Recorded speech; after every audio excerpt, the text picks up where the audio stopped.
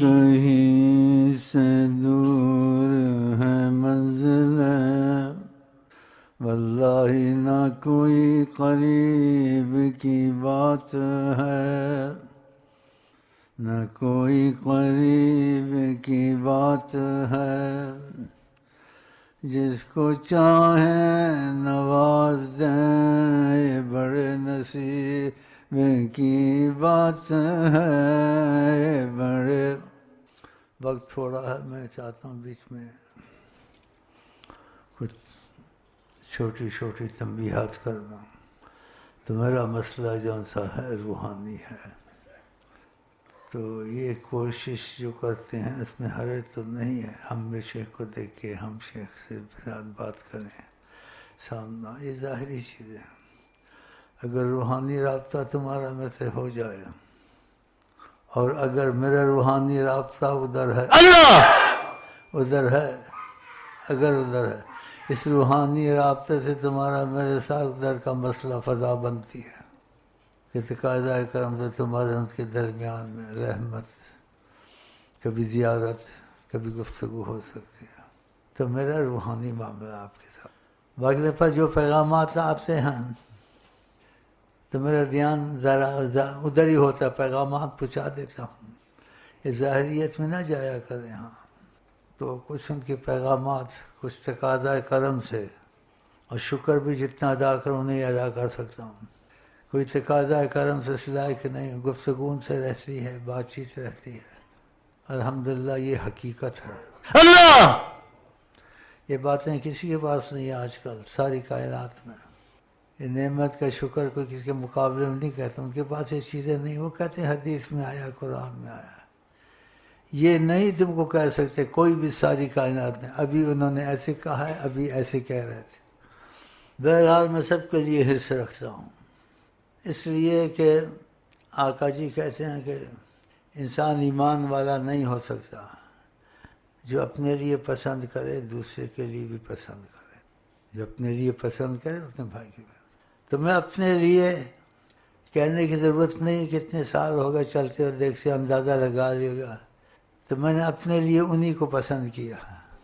اور آپ لوگوں کے لیے بھی اللہ کو گواہ کرتا ہوں اور قسم کھاتا ہوں اللہ قسم،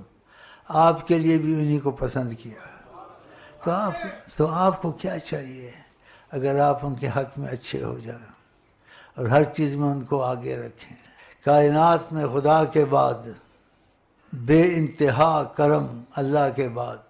آقا جی کے پاس ہے، جس کا کوئی حساب نہیں ہے، اور رحمت اور رحمانی میں، کریمی میں،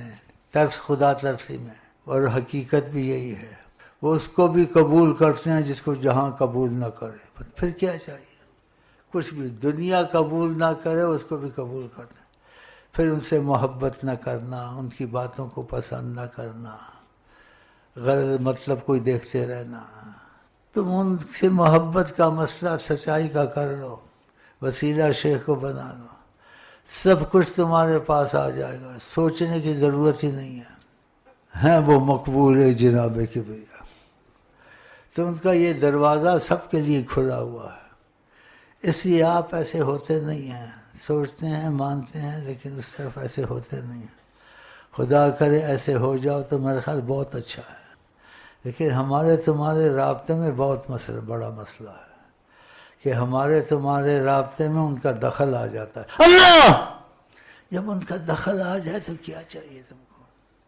ان کا دروازہ کھلا ہوا ہے، کوئی کمی نہیں ہے، لیکن نیتوں کی تہ تک وہ جانتے ہیں،